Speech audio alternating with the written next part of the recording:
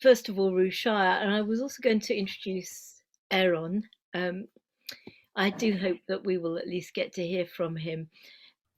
When I came to Birmingham as a university student more than 40 years ago, there were two couples who immediately made me welcome. One was Ruth and Heinz Shire, who knew me because I'd met Miriam and Michael through what was then Alpsnick, now of course LJY. And the second couple were Harold and Elise Stone, Aaron's grandparents. So there's a link immediately between Aaron and Ruth for me in my mind. But of course, it wasn't coincidence because both families, the Stones and the Goldsteins and the Shires, are knowledgeable, committed, enthusiastic liberal Jews who put their beliefs into practice and above all were kind, hospitable people. So it is fitting that Aaron and Ruth are in conversation tonight. Ruth, the matriarch of the Shire clan, although Heinz came from a line of liberal Jews, Ruth came to it through Heinz and has produced 4 generations of liberal Jews since. And Aaron is, I think, a 4th generation of liberal Jew. Certainly, I'm proud to say that I've known all 4 generations. Yet, if I were to choose one adjective to describe them both, it might be youthful. Ruth is 100 years old, but still sprightly, active and independent. She has a lively, inquiring mind. She's always reading and exploring. Since she joined Birmingham in the 1940s, she's always been there, ready to help when needed. I will remember one Tikkun Leil Shavuot after midnight, when everyone else had gone home, and Ruth, who was over 90 at the time, remained behind to help me clear up. She's always ready to talk about her story if it'll help others, and I'm sure you'll hear more of it. But she doesn't just relate the same story each time. She takes great care to make it fresh, as she did just a couple of weeks ago at a refugee event in our synagogue, when she moved everyone with her words. Aaron is, I would guess, and I hope I've got this roughly right, Aaron, about half Ruth's age, and he too is full of youthful enthusiasm and radiates energy. From growing up in Kadima to becoming rabbi and outreach director of liberal Judaism, and now rabbi of the Ark Synagogue, his energy is astounding. He reaches out to everyone, and with Leah has produced this wonderful series remembering some of the most influential figures in liberal Judaism. Even though this talk is called An Ordinary Jew, Ruth is far from ordinary, and I know that what she will tell us and the conversation that we have subsequently will be both fascinating and lively. So I'm very glad now to hand over to Ruth. So let me start my story from 1937, even though I was born in 1921. I arrived in England as a 15-year-old refugee. My escape was organized privately, so I'm not technically a Kindertransport child. My family was assimilated, and I knew little about Judaism. My kind hospital hosts were a retired Christian family with 5 children of school and university age. They lived in Oxford, and I stayed with them for several years and became a close part of their family. I remained in touch with them. In fact, the last brother, who became a distinguished scientist, Sir Martin Wood, died only last year. They had told me to come with them to church, but never kneel or say the Lord's Prayer, as Jews do not believe in that.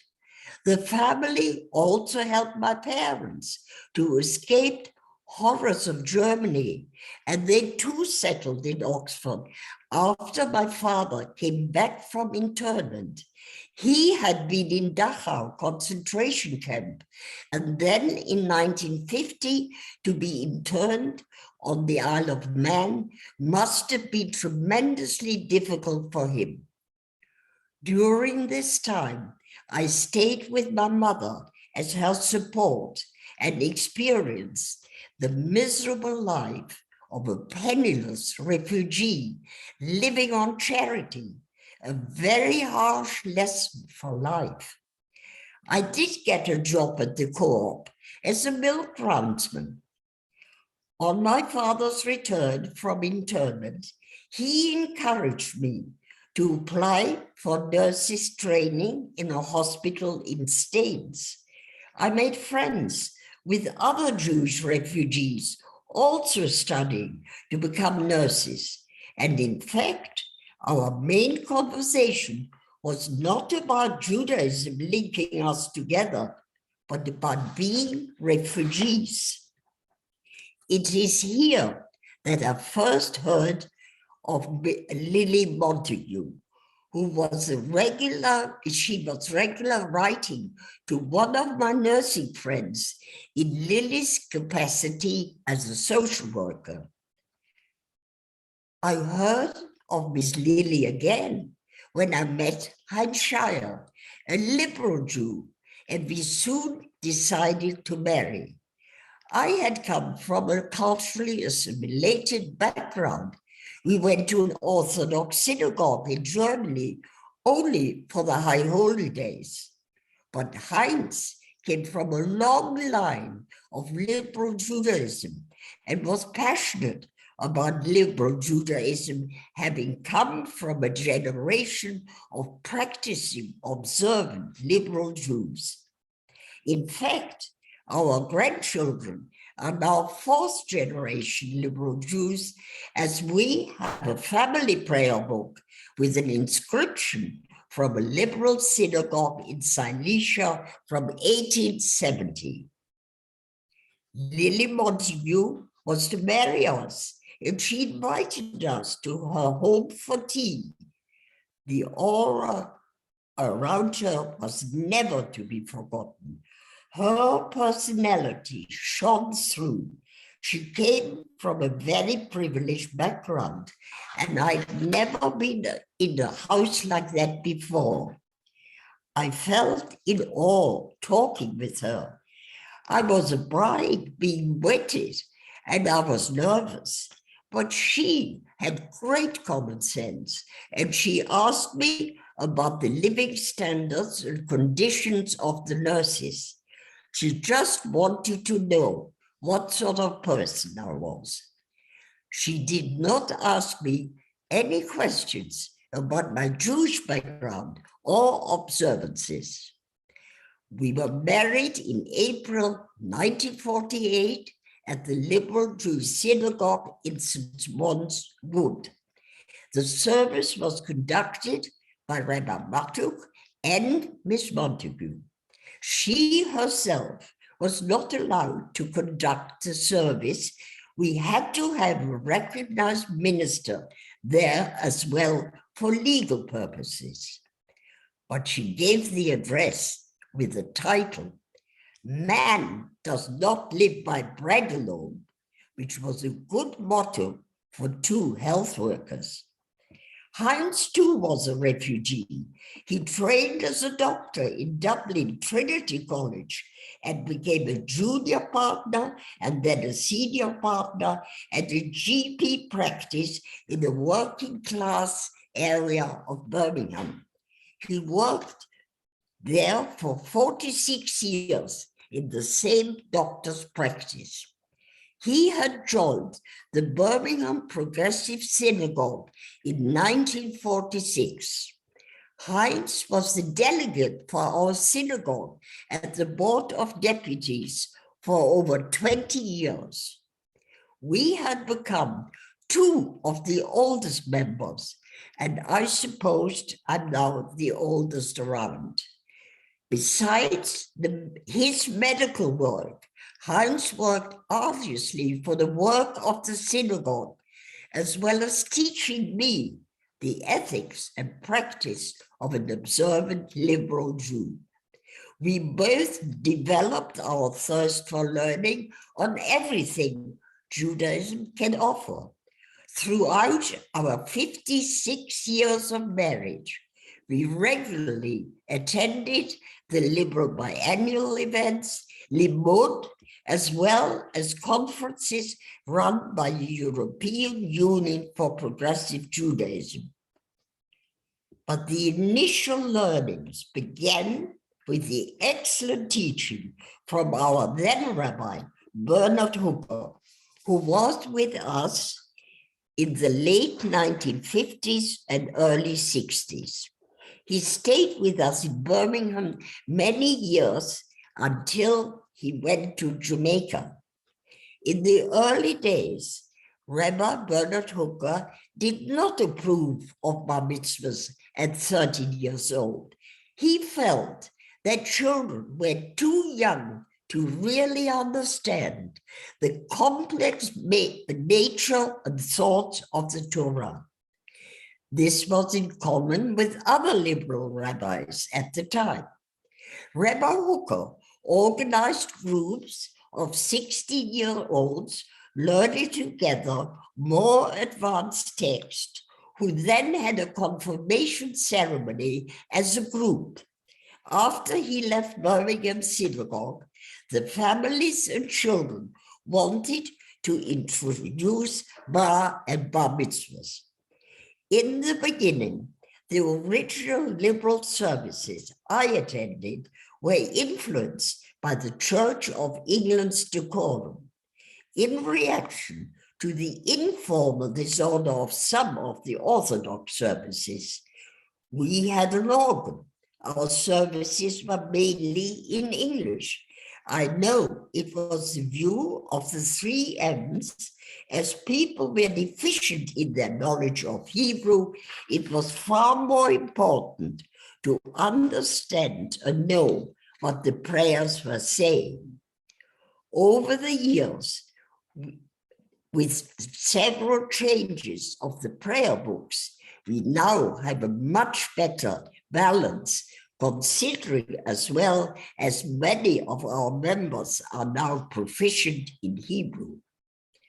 Birmingham Progressive Synagogue had an array of retired and young rabbis who all contributed in their way to our knowledge. They led and celebrated with us the Jewish cycle of the year.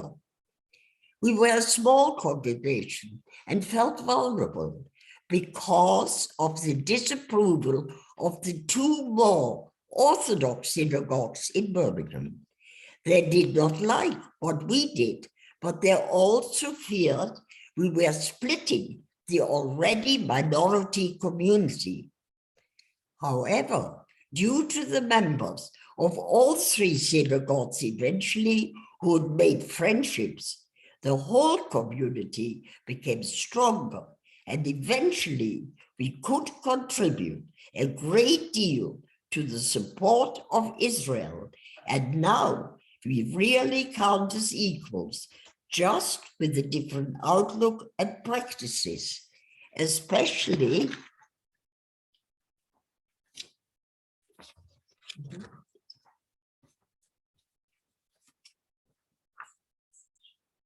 as now we have our own Rabbi Margaret Jacobi, who has excellent relationships with the 2 Orthodox synagogues and the non-Jewish religious groups in Birmingham around.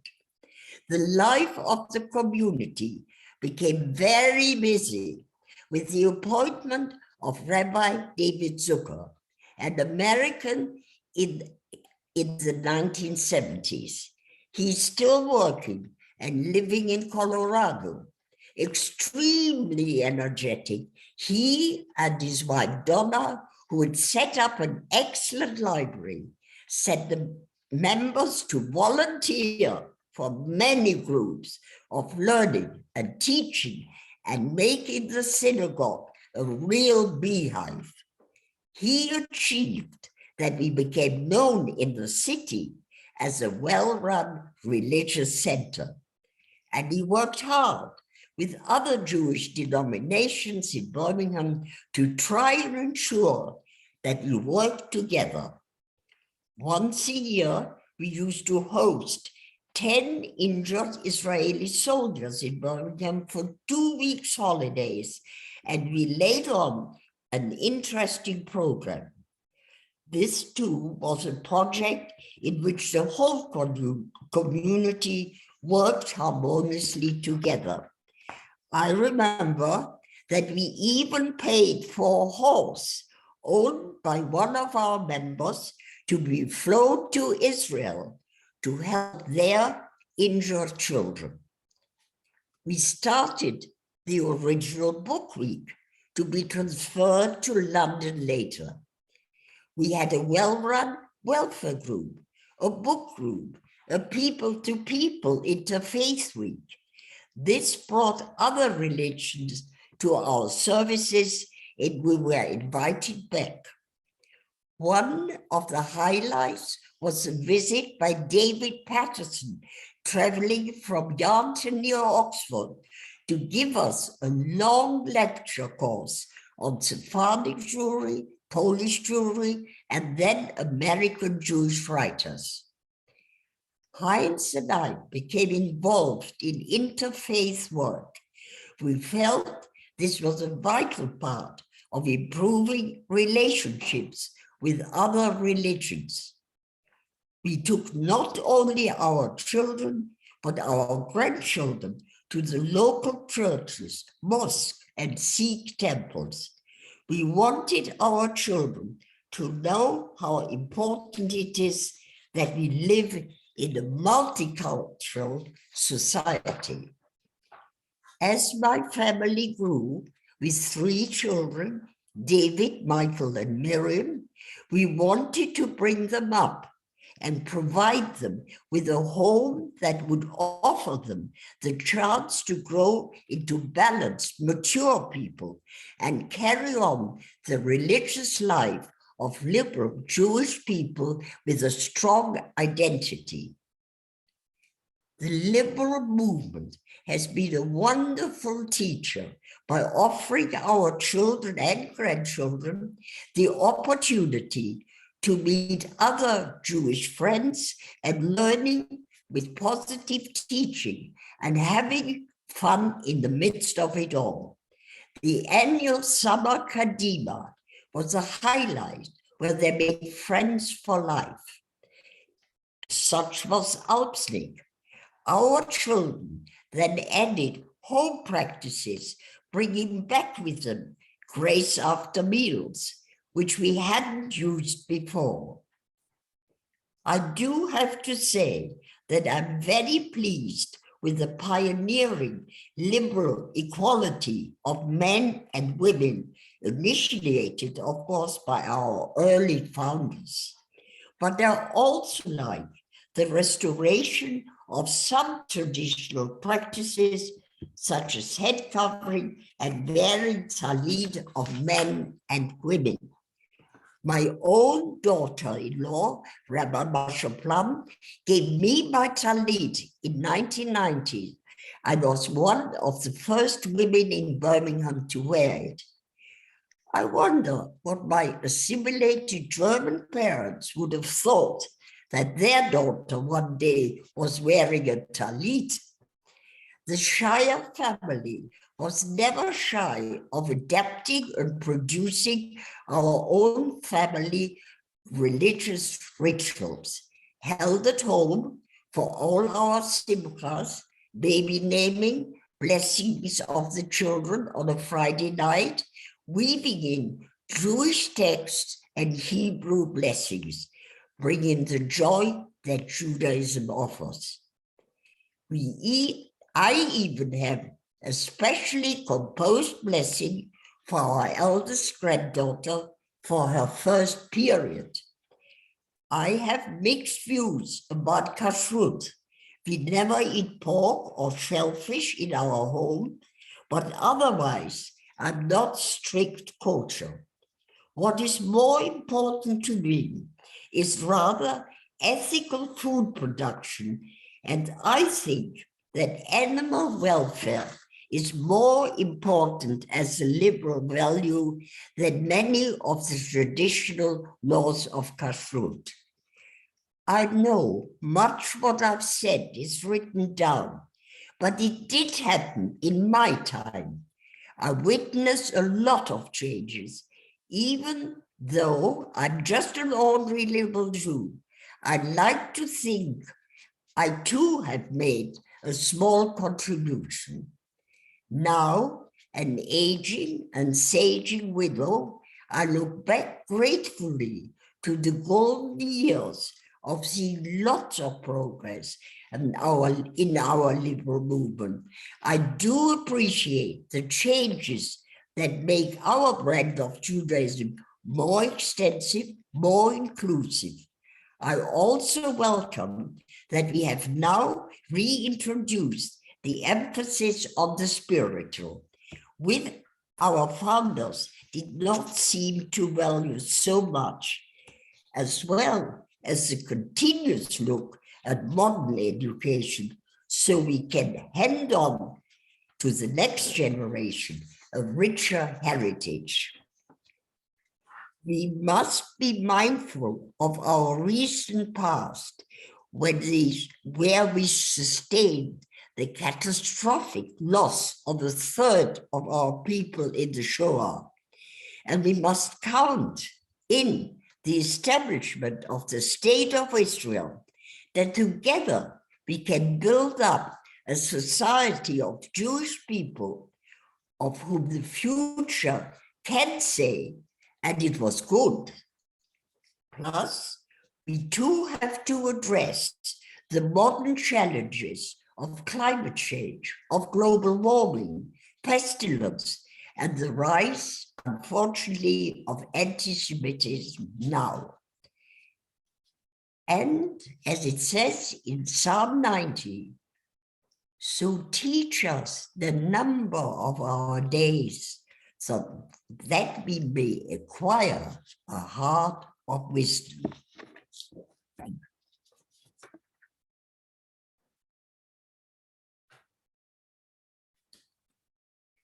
Thank you, Ruth. That was really inspiring, and I think you've made more than a small contribution and helped many of us to develop.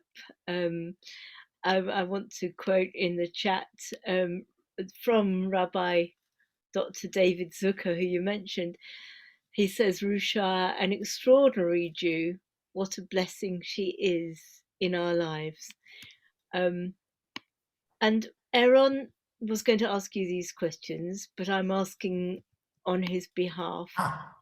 He says, you clearly have a high regard for rabbis, as exemplified in your talk in the way you speak of Rabbi Dr. David Zucker, who we are honoured to have here today.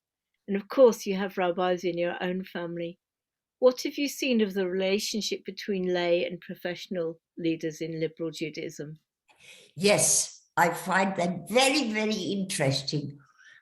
All rabbis and all teachers are so important in our age with so much technology.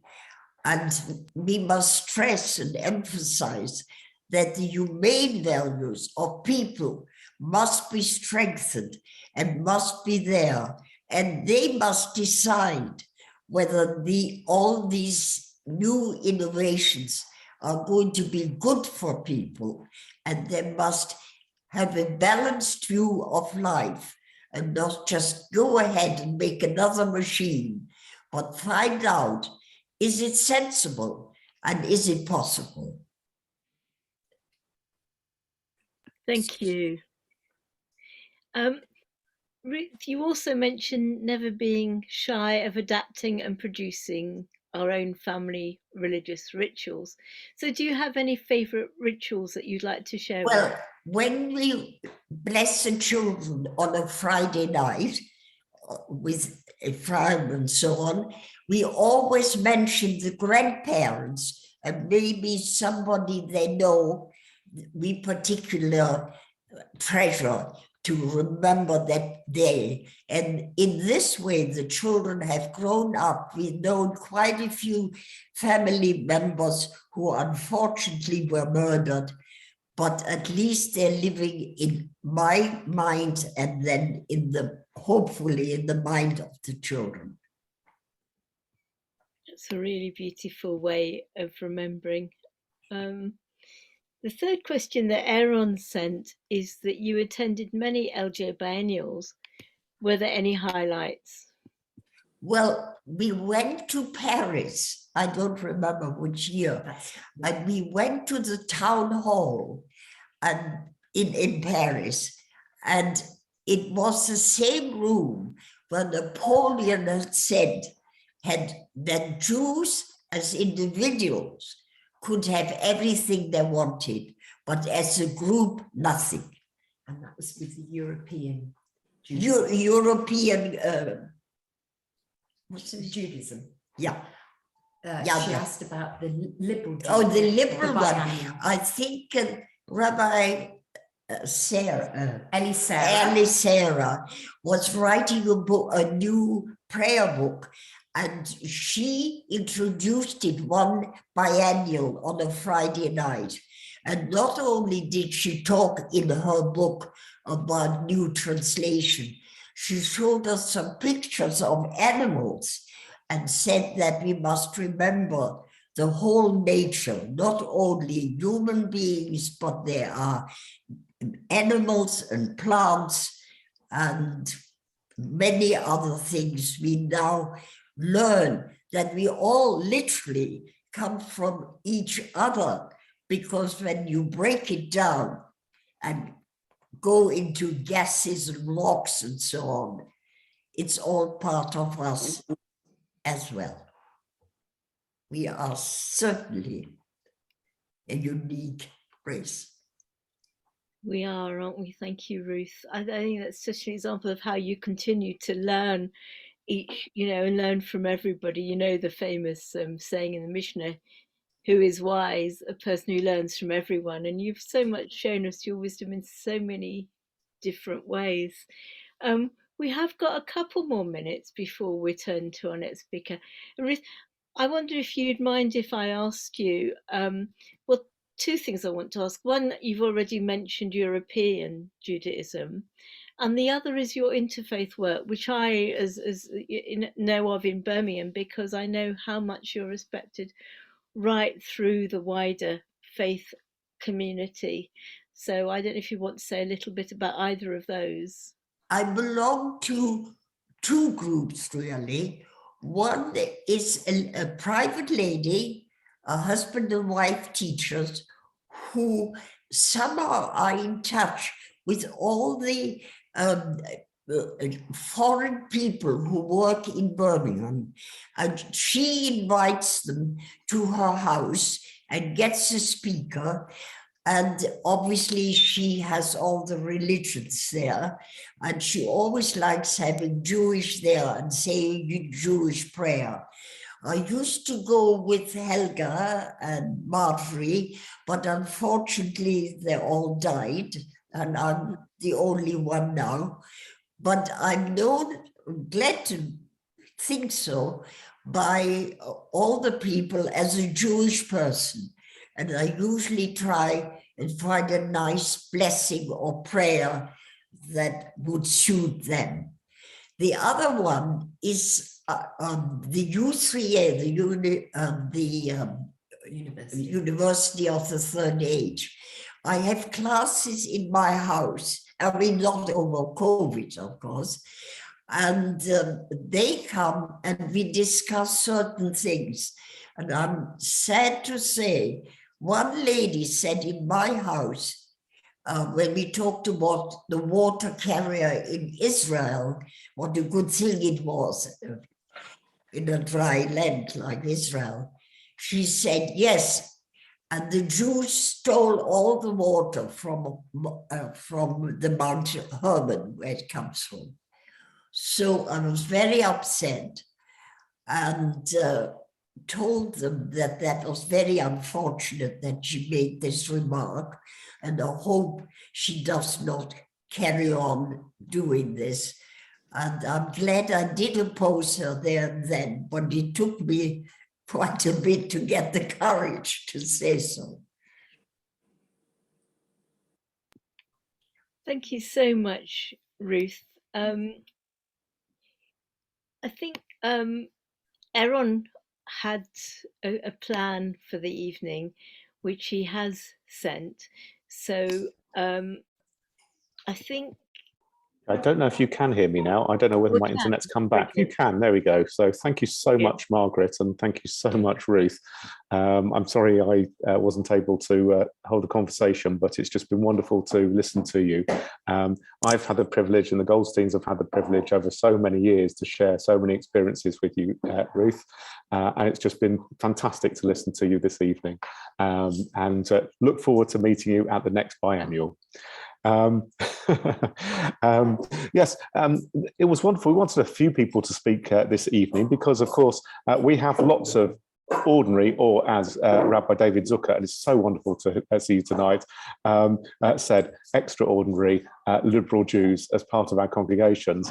And one of the congregations that we have that has a link to the Shires, but have many memories and thoughts themselves, is the Dublin Progressive Jewish Community. So we'd invited Hilary Abrahamson to share a few thoughts, provide that link, and then to provide a few reminiscences and connections between Dublin and liberal Judaism. So, Hilary? can I just refer people to the message in chat from Benita? I won't read it out, but do read it. It's a wonderful memory of Ruth.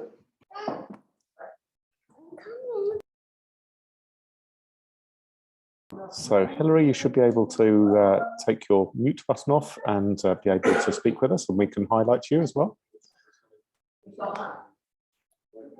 Where's Hilary? Hilary's just had her. Here she is. There she is. Okay. I'm so sorry. No problem. Lovely to see you this evening. I hope you're less windy than in Devon. Well, maybe. I'm not sure. In Dublin, a group of like-minded people got together in 1945. Larry Elgin was the instigator, and Bethel Solomons, and Ernst Shire was also there. And in that photograph, you can see Ernst Shire with David Finkel and Henry Lowe and Leo Beck. That was in 1948. But in 1946, Israel Mattock was invited to Dublin, and he spoke at the Mansion House about Judaism today. And that was on the 13th of January. On the 30th of January, 1946, our congregation was founded. Ernst Shire was on the first council, along with all the worthies in Dublin, the Barons, the Abramsons, the Enochs, the Finkels, the Morrises, the Goals, Leventhals, the Neumanns, so many people that sadly are no longer here. But that was the beginning of our congregation.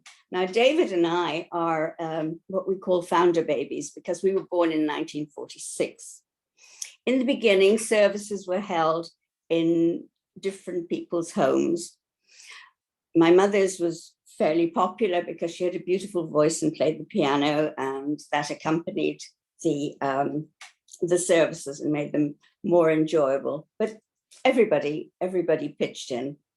The first High Holy Day services were held in the Friends Meeting Hall in Eustace Street. The Shires have played a big part in our congregation. Ernst Shire taught in Cheder with the older children. He reminisced and spoke about all sorts of things.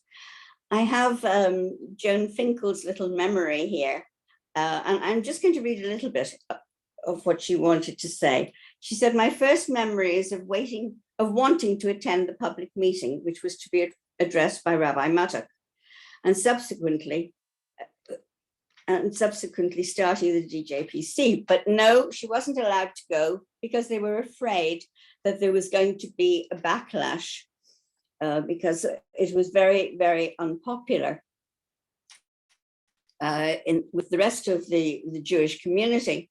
So Joan wasn't allowed to go.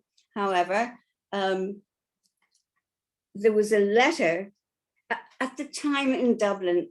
The chief rabbi had gone to Israel to become the chief rabbi there, Rabbi Herzog, and he was consulted by the Orthodox, and he sent a letter to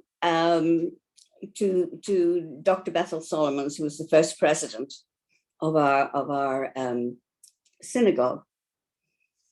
And against the advice of the DJPC leaders, Herzog's response was printed was forwarded. His letter was forwarded to the Jewish Chronicle, and it appeared on the 24th of May, 1946, under the headline, "Reform is a Malignant Growth." And he claimed that reform led to apostasy from Judaism. And the ideology which tears up the very roots of Judaism opened organized rebellion against the Torah. Now, Bethel Solomons was then the president, replied to Herzog, and he said, "Far from jeopardizing the Torah, it's a positive plan for making its message intelligible to every Jew. Unless such an approach to Judaism is boldly undertaken, our children, faced with the only alternative to a rigid interpretation, will be forced into its complete disavowal and rejection. I'm satisfied that the founders of the Progressive Congregation in Dublin are inspired by the purest and holiest motives." Joan then went on to say that, I'm so sorry, I didn't realize my video was off. Joan then went on to say there was so much to do that the congregation purchased the building in Leicester Avenue. It was called Larkvale, and it was amazing. They had a youth group. The youth group was called Kadima, the first youth group. Joan and my Aunt Beulah and lots of others took part in that, and it was very lively. And they used to go Christmas carol singing, but they would sing Hebrew prayers and get people would say, "I never heard such beautiful carols before." In 1948, Dr. Leo Beck came to Ireland, and he spoke at a large meeting in the Mansion House. And various other people spoke at the same time, very important people. I'm sorry, I'm getting all het up here. You're doing brilliantly, Hilary. Absolutely fantastic. No, I'm not. No, I just wanted to say that I have great memories of the Shire. Ernst Shire, I remember as a small child. I do remember him. And I also remember that when we had the synagogue upstairs in that house in Larkvale, Joe Crystal used to lead me up to sing the Shema in front of that little ark.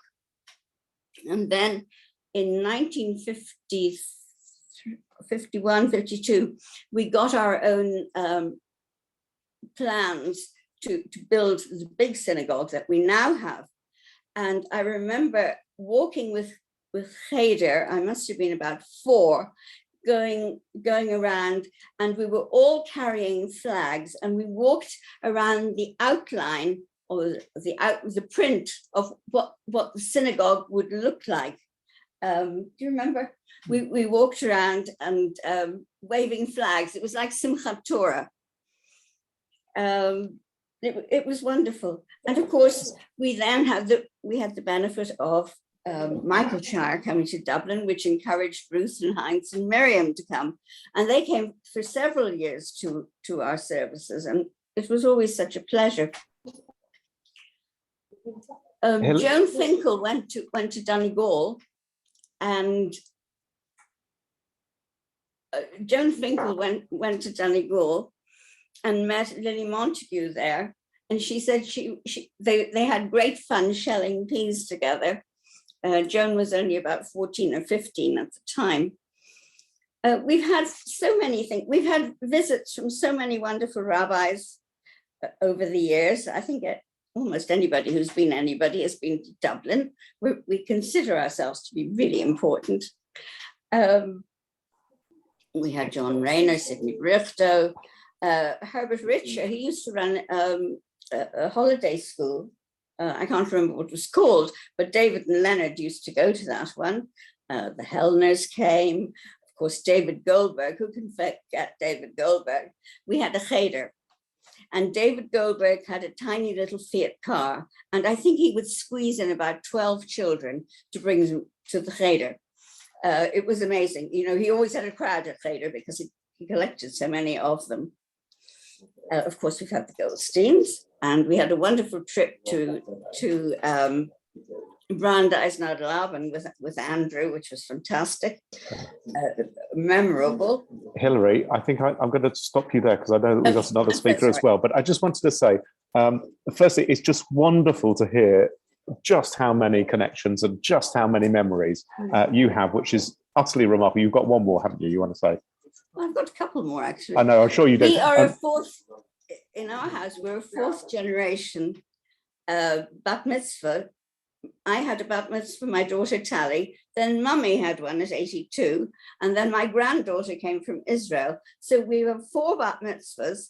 Your father conducted the first triple bar mitzvah in our shul, when 3 boys were born, 3 first cousins were born in the 1 week. And they came from Israel, from Dublin, and from the Orthodox synagogue in Dublin. And I've done a lot of interfaith work as well. But there are so many things. There is so many things, Hilary. I spoke too long. I apologize. You didn't at all. You're bang on time. Also, I just wanted to say, and you gave me the perfect cue for that as well, just how redoubtable the women of DJPC have been as well. When I had the privilege of coming, I certainly was told exactly what I needed to do and what maybe I shouldn't do as well. I did break it a few times as well, but I had always wonderful times, and it was just amazing. We hope to see you at an LJ biennial soon as well, and for us all to be together and for us to be able to get over to Dublin. What a wonderful connections. You mentioned so many names and so many experiences, Hilary, that I know we're going to want to pick up the phone and follow up with as well. So thank you so much indeed. Thank you. And my apologies for cutting you short on this occasion, but hopefully, again, you'll speak more, as will everybody. We'll have many more opportunities this year to be able to provide moments for us to be able to share our memories. I want to now move back to, I would say round the corner to Northwood, but I'm not round the corner right now, to Bob and Anne Kirk. Anne was due to be speaking this evening, but I think that Bob might be speaking her words. I asked them Anne to share a few memories about her connections as an ordinary, but as Rabbi David Zucker said, extraordinary as we think of her, liberal Jew. In particular, her connections with liturgy, because I think she had some very special ones. So over to the Kirks. Thank you, Aaron. Yes, I'm sorry, Anne is terribly well, so she's deputed me to read her contribution. Could I just start by saying that it was wonderful to hear Ruth. We have known the Shires for possibly longer than we care to think. We first met Ruth and Heinz at an LJ biennial, where else? And we've thought about them often ever since. Now, I'm now switching to Anne. That's me. Of making many books, there's no end, and much studying is wearing of the flesh. So says Kohelet. I can certainly agree with the first part of that. I spent practically the whole of my working life making books, editing, and preparing for printing. I found the process endlessly fascinating, so I have to part with Kohelet on his second statement. My first contact with liberal literature was through Rabbi Dr. Mattock's Liberal Jewish Prayer Books, Volume 1, Weekdays Shabbat, 1926 and 1937, Volume 2, High Holidays, 1923, oddly enough, Volume 3, Pilgrim Festivals, also 1926. The next generation of liberal prayer books, Service of the Heart, in 1967, and Gate of Repentance in 1973, were compiled and edited by Rabbis John Rayner and Chaim Stern. The world had changed since Dr. Mattock wrote his books decades earlier, and a new language of prayer was needed. No more these and thous, a little more user-friendly, and there was a lot of new material. The technical production was handled by Peggy Lang, the organizing secretary of the LJS. We didn't have executive directors in those days, and publications editor of what was then ULPS. It was Peggy who had first encouraged my interest in book production and editing. It was undoubtedly due to her that I was invited to step into her shoes to handle the technical production of Siddur Lev Chadash and Leva Machzor Ruach Chadasha. A great deal of preparatory work had been done on the Siddur by the time I was brought into the process, but 1991. I think talks probably started between 1983 and 84. An experimental edition was used throughout the Union and much debated, a fascinating process. It was a real privilege to be able to sit on rabbinic discussions on complicated linguistic questions, both Hebrew and English. The language was updated again, this time degendered, at least in English. The question of Hebrew was deferred, according to the editors, to the next generation of prayer books. There were no spreadsheets then, but Rabbi Rayner came pretty close with his preparatory papers, in which he listed origins and alternatives for proposed pairs. Huge A3 sheets, quite daunting, but he knew exactly what he wanted. And of course, there were editorial committee sessions as well as those of the lay advisory panel, made up of delegates of many congregations, another way of finding one's way around what was then ULPS. For Siddur Lev Chadash, the production method was still quite traditional. The printers computer set the text, but produced galley proofs, long runs of paper containing about 10 pages of the book, which had to be read and corrected and sent back. That process could be repeated several times. Using computers simplified the cross-Atlantic communications between Rabbis Rayner and Stern.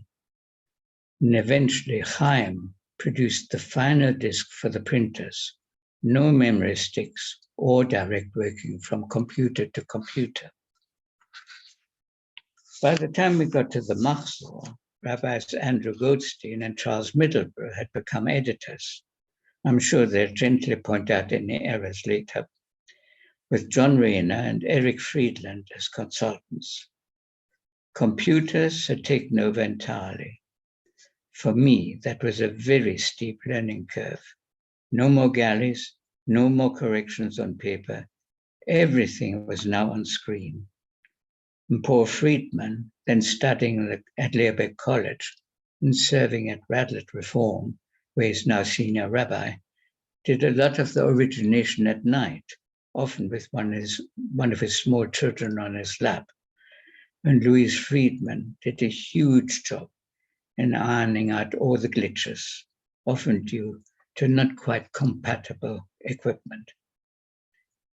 It's 27 years since the Siddur was published, and the next generation of books is under discussion.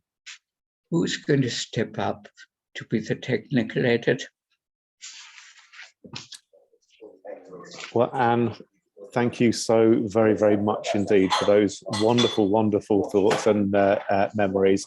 So many for us to ponder on, but also what I think is so special and what you reflected, what Ruth reflected, what Hilary reflected, was a very special relationship that we have within liberal Judaism between all of our congregants and our rabbis. Thank you so very much indeed this evening. Anne, I know we'll wish you better, and how wonderful to have a Bob next to you to be able to read for us this evening. Thank you so very much indeed. I'm going to pass over to my colleague, Rabbi Alexandra Wright, and how wonderful to have so many rabbis here this evening as well. Thank you. Thank you, Aaron.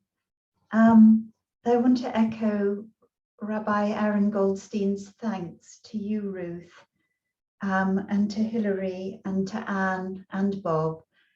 Before I sort of thank you more formally, this is a chance for any questions that anybody might wish to put to Ruth or any of the other speakers. And just if I could just pick up a couple of things in the chat while you're thinking of your questions. There's not very much time for that, but it would be lovely to hear from you if you do have any questions. I was very struck by Benita Wishart's comment and remembrance, Ruth, that when Birmingham Council accepted the first 50 Syrian refugees, you you addressed yourself to the group where there was a small baby, I believe, and said, from one of the oldest refugees in the city to the youngest, I hope Birmingham is as good to you as it has been to me. And that is extraordinarily moving, I think, to hear your gratitude in a way. And I particularly remember sitting in the car, had to turn the engine off, listening to you and Miriam on Radio 4's The Listening Project, with tears streaming down my face, I have to say. And I'm sure that if you haven't heard it, this audience will be able to find it. So Owen Power asks you, Ruth, if I can pick that question up to you now. What social action campaign today would you like to see liberal Judaism supporting? So which social action campaign today would you like to see us as liberal Jews support?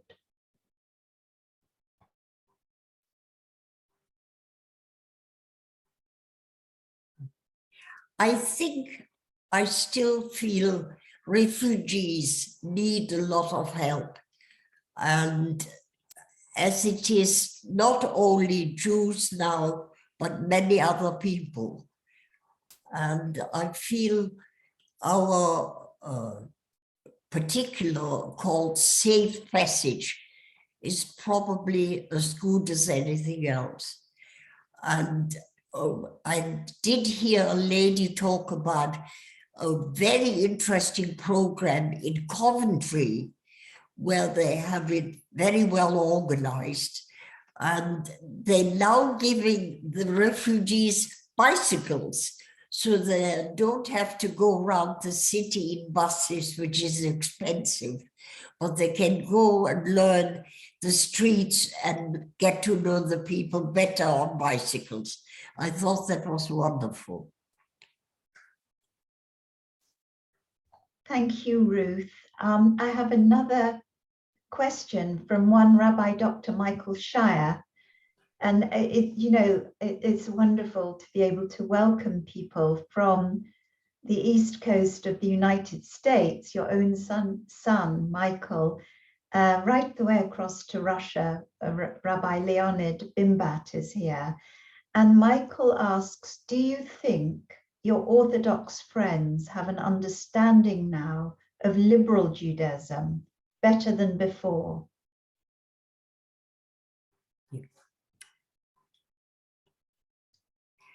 Well, lately I have been talking to quite a schools, and lately I felt that we must really look at our talks, because I feel they haven't done as well as we hoped they would, because anti-Semitism has grown up again. And I feel we really didn't get to the kernel of it. And I would like to see some really people who know about language and about something that works, look at it and see if we can do any better. Sometimes it's good to stop it in the beginning. But it's somehow, if it's there, is it better to come out and you can address it? It's a big problem. I'm wondering how to cope with that.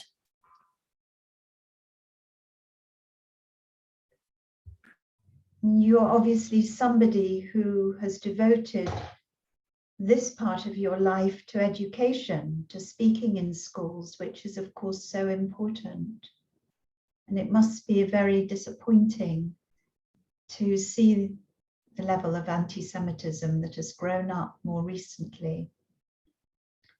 If there are any other questions, do please put them in the chat. I can pick them up.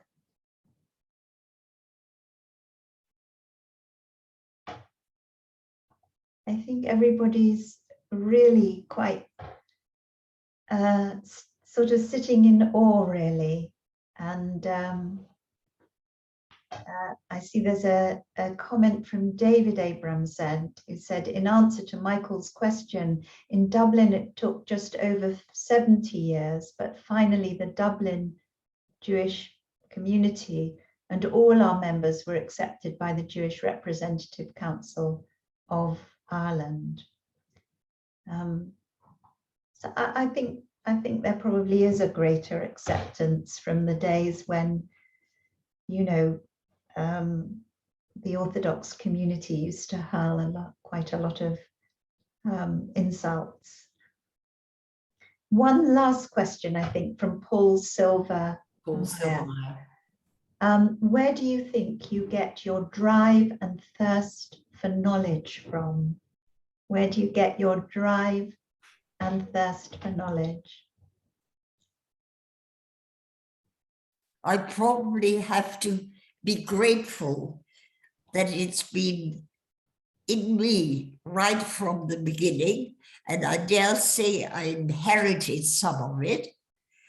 And because I was thrown out of school at 14 and was not able to carry on, I wanted to study all the more later on and try to make it up at the rest of my life. And I certainly have enough days, but I'm afraid to say there are certain areas I've never made it up. And I can only tell the children that it's important that they carry on studying, because later on in life they will be sorry when it might just be the one they want to know. I think that there's something beyond that sort of academic knowledge that we get at school, which is wisdom and experience. And you carry both of those. And we know the Hebrew Bible, the book of Proverbs, extols wisdom. And Ruth, you have an abundant amount of wisdom and experience, and all of us learn from you so much through your life experience and through the wisdom that you bring. I want to say a huge thank you. I know that some people already are expressing their gratitude and appreciation to you for your words in the chat, but you have given us such a moving and wonderful address to all of us. And as many have said this evening, you are an inspiration. And just to repeat again that Radio 4 program, the Listening Project, is just extraordinary to listen to you speak so openly, so candidly with Miriam. I want to say thank you to you, Hilary, for your lovely reminiscences of the Dublin community, and to Anne Kirk and to Bob for reading Anne's words, for all that you do for liberal Judaism and have done towards the creation of our prayer books. And I know that I worked with you on Siddur Lev Chadash, and it was always a pleasure, and it's always a wonderful pleasure to see you as well. I wonder if I could just end. I feel a bit like an interloper in this talk without the sort of Birmingham or Dublin connections. But in fact, I wonder if I could be so bold as to mention my own connections to, not to Birmingham, sadly, but from the LJS. My grandmother, my maternal grandmother, joined the LJS at quite an early stage in order to listen to Rabbi Dr Margaret sermons. He was a very great orator, as people might know. And my parents are members of the LJS, and of course I grew up at the LJS. I've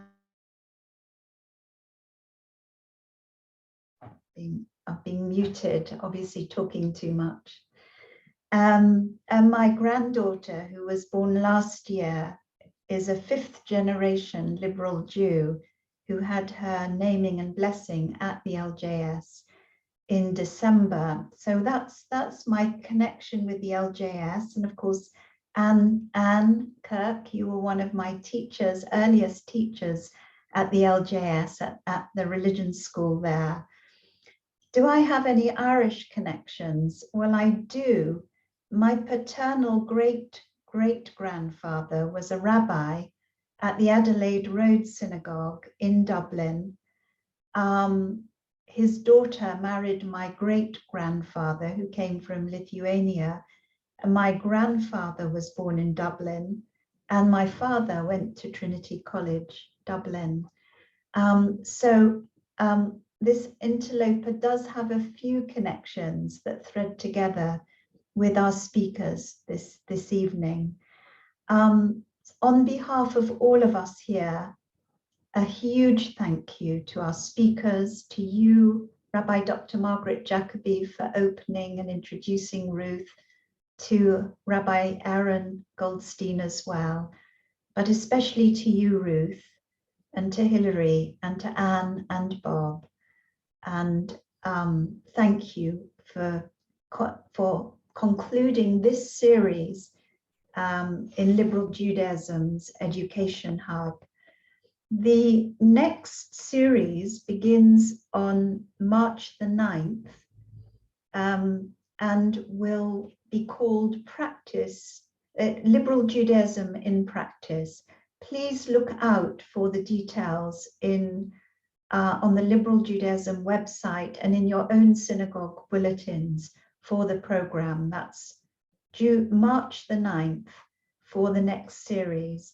And I'm delighted to say that the LJS has been invited to inaugurate with a service the 120th anniversary year this Shabbat, the 19th at 11 a.m. With a very special service, 25 communities taking part in the service, and you are all invited to participate and to join us on Zoom, on Facebook, on YouTube, or indeed in person, as some of my colleagues and their congregants will do.